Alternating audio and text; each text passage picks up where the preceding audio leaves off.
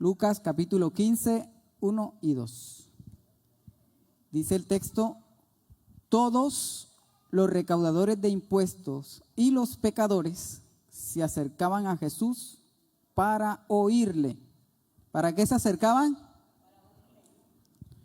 Y los fariseos y los escribas, ¿qué hacían ellos? Murmuraban, diciendo: este recibe a los pecadores y come con ellos. Palabra del Señor. Padre, gracias por tu palabra. Queremos pedirte que en esta mañana nos guíes, nos dirijas y podamos, Señor, extraer lo que tú quieres traer a nuestro corazón y poder responder, Señor, a ese amor inigualable que tienes por nosotros. En el nombre de Jesús, amén y amén. Cuando predicaba muchas veces esta parábola, la predicaba con sospecha, con desconfianza, porque estas parábolas de Lucas 15 hablan de un padre que ama. Y yo tuve la ausencia de un papá en casa. Entonces yo como que Dios ahí, que papá de uno, yo no me encajaba ahí, no podía entender bien la parábola en su máxima expresión. Y pues ahorita que ya me volví papá, bueno, papito, porque uno es pequeño, ¿verdad? Entonces ya uno tiene una perspectiva diferente, porque ya uno logra entender por qué papá y mamá reaccionaban de cierta manera. Por ejemplo, que solo compraban ropa en diciembre, el resto del año no compraban. ¿Y por qué solo compraban una mudita de ropa para nosotros? Era que no alcanzaba, ¿no? Entonces ya uno como papá, ya uno entiende que hay que pagar el gas, que hay que pagar la luz, que hay que pagar los servicios, que hay que asumir muchas responsabilidades en favor de los hijos, y que muchas veces el gasto no es poco, ¿no? Entonces se mete uno en el escenario de la familia, donde ya uno hace planes con el dinero y uno dice, bueno, con esta platica voy a comprar esto. Y resulta que viene el hijo: ay, se me rompió la falda, ay, el zapato, ay. Y en fin, muchos de los planes que tenemos con el dinero terminan yéndose ¿a dónde? A los hijos. Entonces ya uno entiende cómo este amor, que es un poquito escandalizante, porque uno renuncia a lo que es uno en favor de que los hijos estén bien, ¿sí o no? Cuando uno quiere que los hijos estén bien, así uno esté con el zapato con un huequito ahí al lado. Entonces uno se reprime sus propios deseos para que sus hijos estén bien. Cuando leo esta parábola, entonces ahora sí logro entender que este asunto de dar es un asunto de dar prácticamente la vida, ¿no? En favor de los otros. Lucas 15 encierra el departamento de objetos perdidos de la Biblia, ¿no? Se pierde la oveja, se pierde la moneda y se pierden 2 hijos. Ahí están 4 perdidos. ¿Dónde se pierde la oveja? Afuera, ¿no? En el campo. ¿Dónde se pierde la moneda? En la casa. ¿Dónde se pierde el hijo menor? Fuera de la casa. ¿Y dónde se pierde el hijo mayor? Dentro de la casa.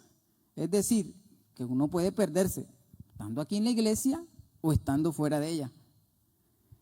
Puede perderse. Un hijo se puede perder estando en la casa, bajo la cobertura de la casa, pero también fuera de la casa. Entonces, con esos conceptos en mente, el escenario de estas parábolas son los recaudadores de impuestos, los pecadores, los fariseos y los escribas. En otras palabras, todas estas parábolas, siempre que hay estas parábolas, usted tiene que buscar a quién van dirigidas. En este caso, este es el escenario. El escenario que tiene que hacer con la parábola: identificarse y entonces tomar una decisión con el mensaje que se les quiere transmitir. Vamos a abordar entonces la tercera parábola, que es donde nos vamos a quedar, en Lucas 15, del 11 en adelante. Dice la Biblia que un padre tenía 2 hijos y el menor de ellos le dijo a su padre: Padre, dame la parte de los bienes, de la hacienda que me corresponde. Y dice la Biblia que y les repartió sus bienes. Es decir, a ambos les entregó los bienes. La palabra bien que está utilizada allí en el griego es la palabra bios, que significa vida. El Padre les entregó la vida a sus hijos. ¿Cuántos creen que Dios nos ha dado vida al dar su vida en la cruz? Eso es la parábola. Entonces, dio su vida, entregó la vida en favor de sus hijos. Lo que el hijo menor está haciendo en pedirle al padre, padre, dame la falta, es una falta de respeto y una ofensa grande para un padre de la época del Medio Oriente, de esta época. Precisamente porque todo padre de esa época entendía la ley. Y en Deuteronomio 21, verso 15, es claro que la herencia se le entrega al primogénito una doble porción, ¿sí? Y no al menor. Entonces esto que está haciendo este padre, que es lo primero que vamos a ver, que es un amor inigualable que da su vida. Ese es el primer elemento, da su vida. El hijo menor lo que está haciendo es escandalizante y ningún padre, pues que entendiendo la ley va a hacer esto, va a entregar los bienes. Entonces, usted imagínese a los fariseos, ¿este padre qué? ¿Cómo que le va a dar los bienes? Eso no se puede. En otras palabras, un heredero de esta época solo podía heredar cuando el padre muriera. No podía haber herencia sin que muriera el papá. Los hijos no podían gozar de los bienes. Por eso es que este amor de que da la vida es una ofensa para la época del momento. Así que los fariseos lo están entendiendo. Entonces, genera escándalo en su cabeza. No va con la doctrina que ellos han entendido por años. Y él le entrega los bienes. ¿Y qué hace el hijo? Dice que los malgasta todos viviendo perdidamente. No sabemos. Dice perdidamente, ahí en la imaginación usted se imaginará muchas cosas, pero no dice el texto en qué, pero vivía perdidamente. Cuando le faltó todo y estaba por allá, que hubo hambre, estaba comiendo de las algarrobas de los puercos, entonces propuso un plan en su corazón y dijo, bueno, voy a ir donde mi papá, porque allá ahí los jornaleros comen mejor que yo que estoy acá. Y decide volver. Pero resulta que para la época en la que estamos hablando, había una ceremonia que es Asash. Esa ceremonia la celebraban las comunidades judías, que se llamaba la ceremonia del corte. Si un hijo tomaba los bienes de su padre y se iba a un lugar de los gentiles y los malgastaba y volvía, la comunidad sacaba un recipiente, lo traía a las afueras y lo rompía delante de él, diciendo, ya tú no tienes lazo con nosotros por ser un hijo rebelde. Y se rompían los lazos de tal manera que el hijo no podía entrar nuevamente a esa comunidad por ponerlos en vergüenza. Y no podía ya tener relación con su padre. Entonces, este asunto de que el hombre vuelve en sí, es entender que si él vuelve, pues está el riesgo de esta ceremonia, ¿no? La ceremonia del corte de la comunidad. Y este amor inigualable de Dios, y aquí en esta parábola uno nota que el muchacho regresa. Deuteronomio, ahí mismo en el capítulo 21, versículo 17, dice que cuando tú tienes un hijo contumaz y rebelde, tomador de trago y que está perdido, dice la escritura allí en ese texto que debían tomar al hijo y lo colocaban al frente y los ancianos lo apedreaban, no, moría a piedra por rebelde. Eso decía la ley en esa época. Entonces, uno no logra entender, y esto es lo escandaloso de este amor, es que el padre se asoma y está en la ventana y ve al hijo así a lo lejos que viene. Y dice la Biblia que sintió compasión por él.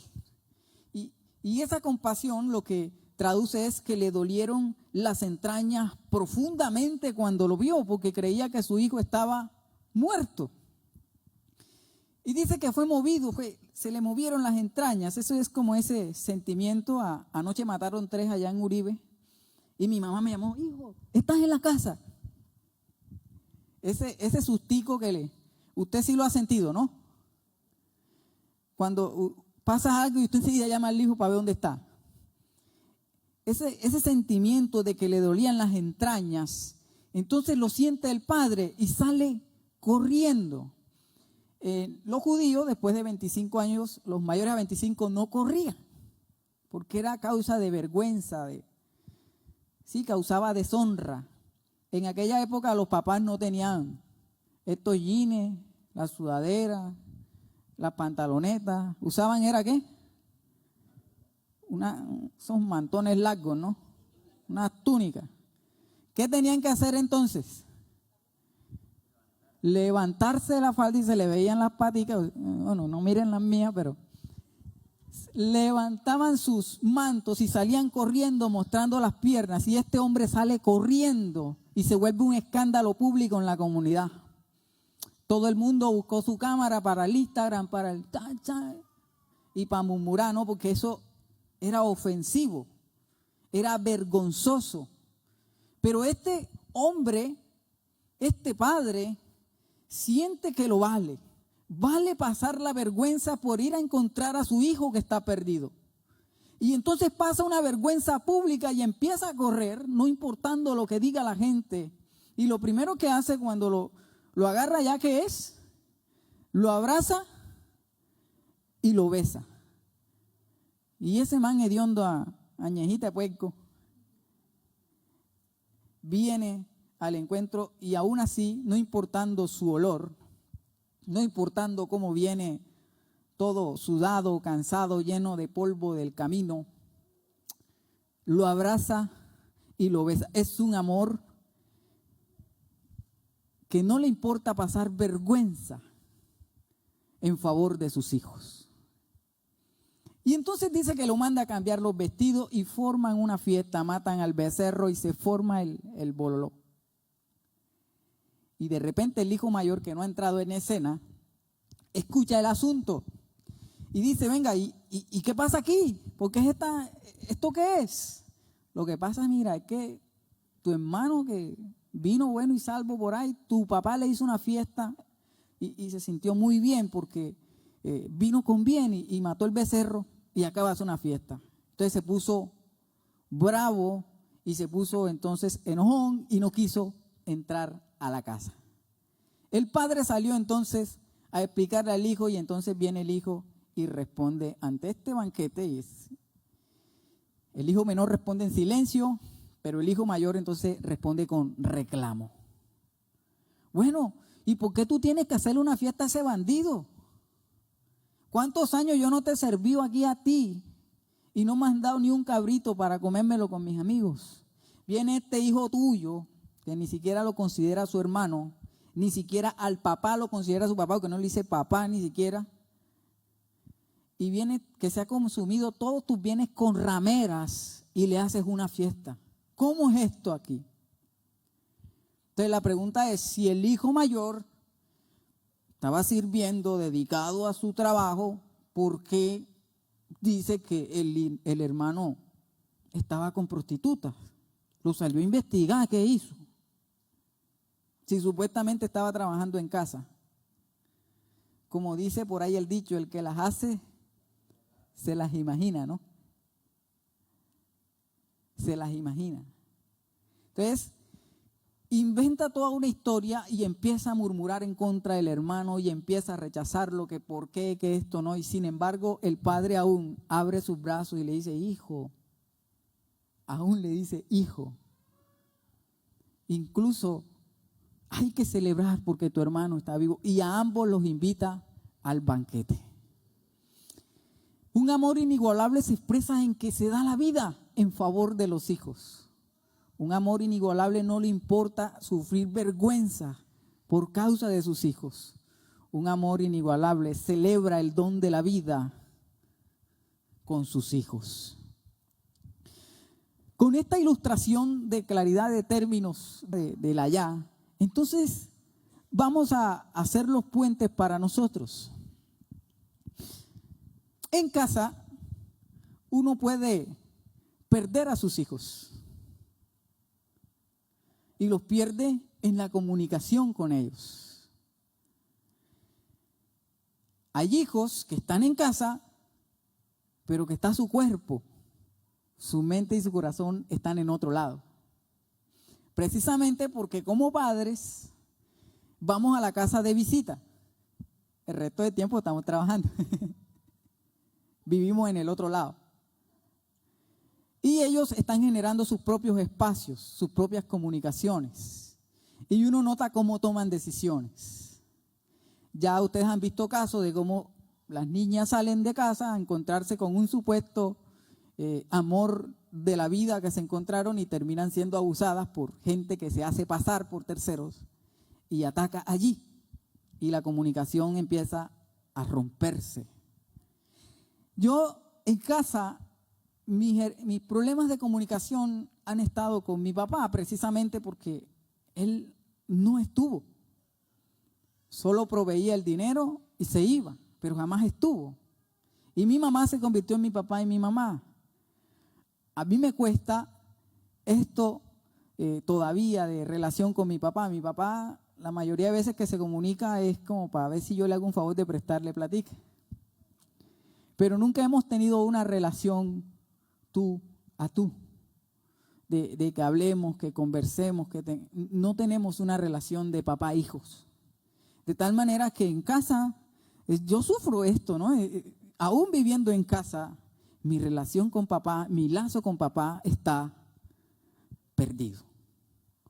Y ahora que, bueno, se fue de la casa otra vez, de la casa de mi madre, ahora es más complejo. Entonces yo personalmente lucho con una relación que se perdió en casa. Se pierden las relaciones en casa. Porque no entramos a los escenarios y a los espacios de conversación de familia. Porque no sabemos qué pasa el uno ni qué pasa el otro. Y en este escenario de familia, entonces uno tiene que tratar de mirar la parábola. De que aquí hay un problema.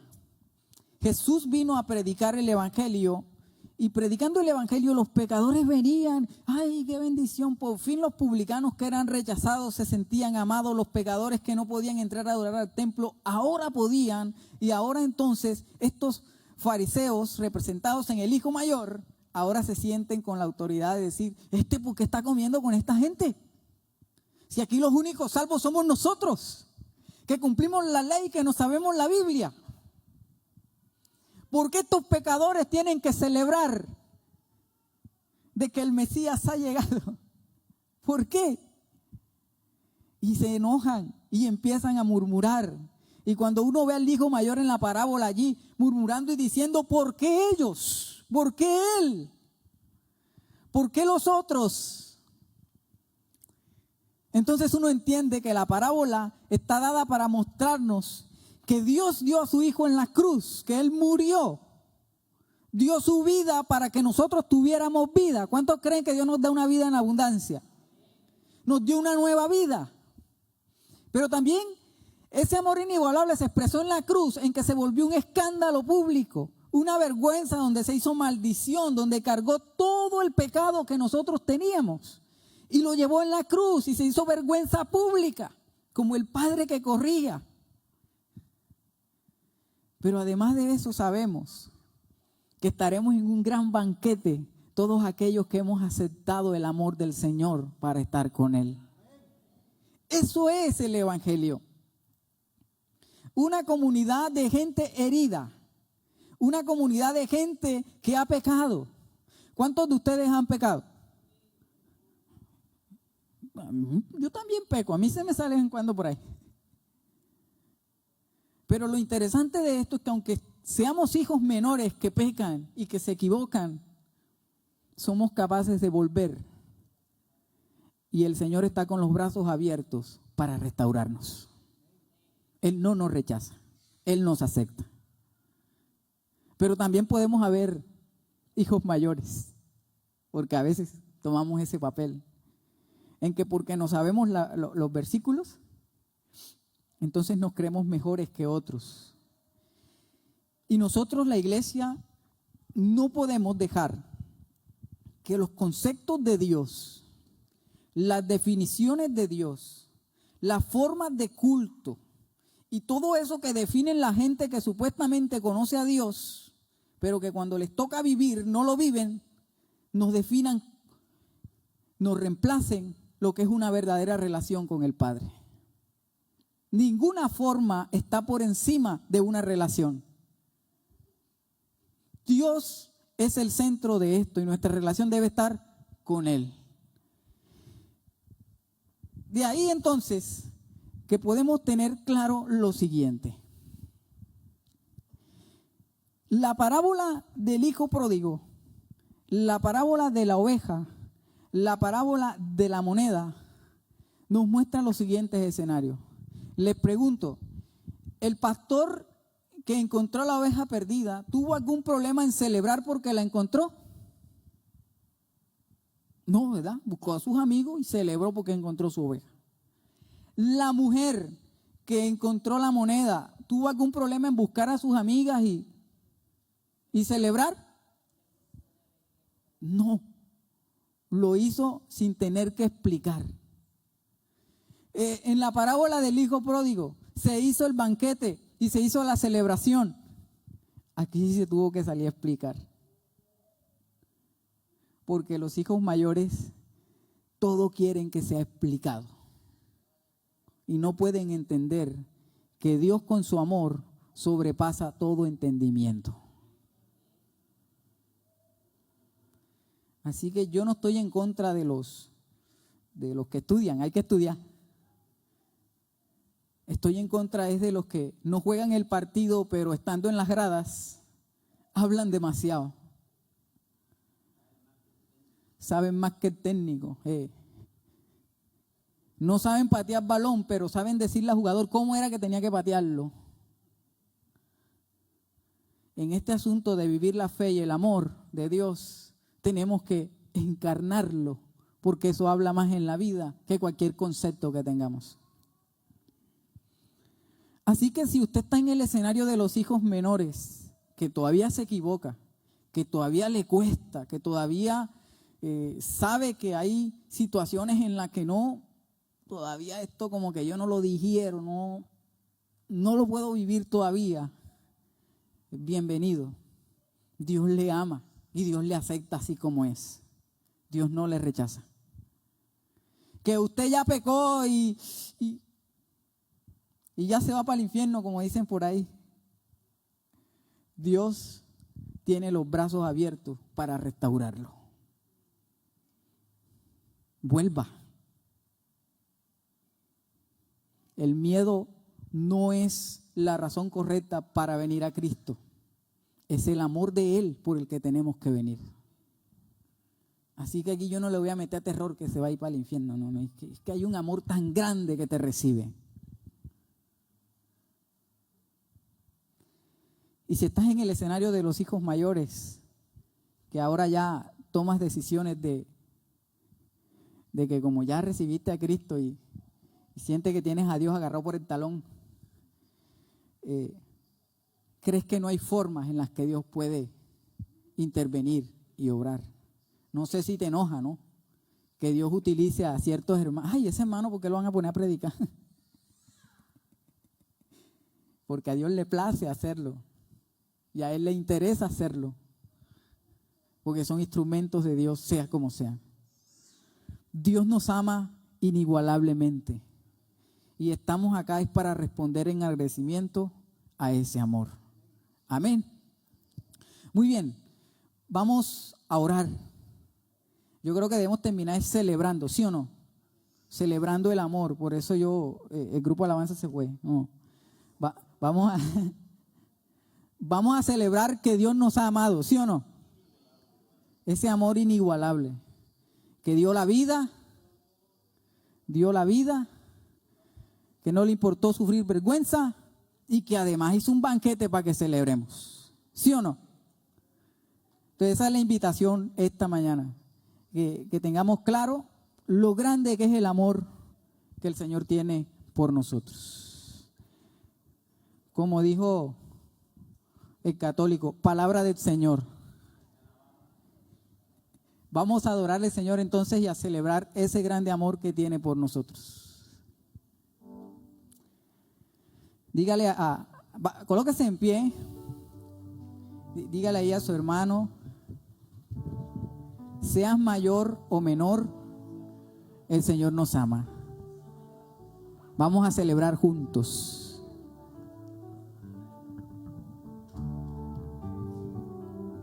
Pueden sentarse un momentico, amada iglesia, y todavía no se me baje el grupo de alabanza.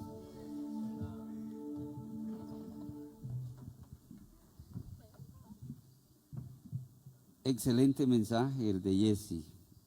Y para los que están conectados, sigue la misma reflexión. Y profundizar en qué clase de hijo soy. O dónde más tiempo yo me ocupo de ser. ¿El hijo menor o el hijo mayor? Ya se nos ha dicho que las tres parábolas son un desafío para que nosotros nos identifiquemos. Si nos estamos perdiendo afuera o nos estamos perdiendo dentro.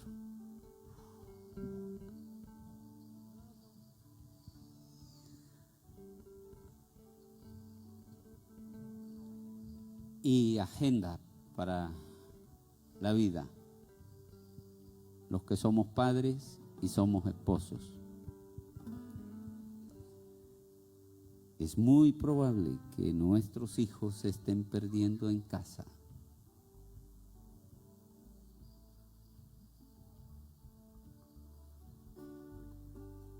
¿Qué vamos a hacer para recuperarlos?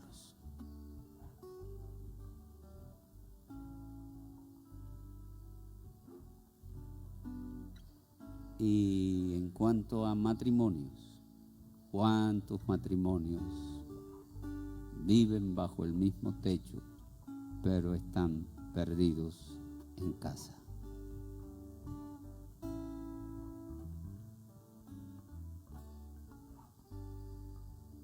Esa es una agenda que nos deja la parábola.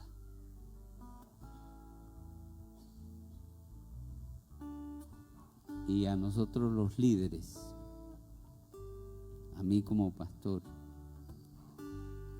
me aplica cuántos de ustedes pueden estar perdiéndose aquí dentro.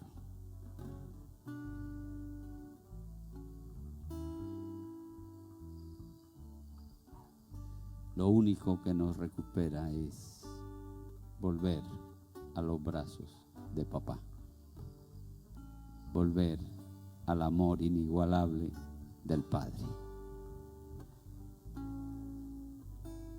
Volvemos a cantar el coro poniéndole más sentido y sentimiento. Y terminado, los hombres se quedan un ratico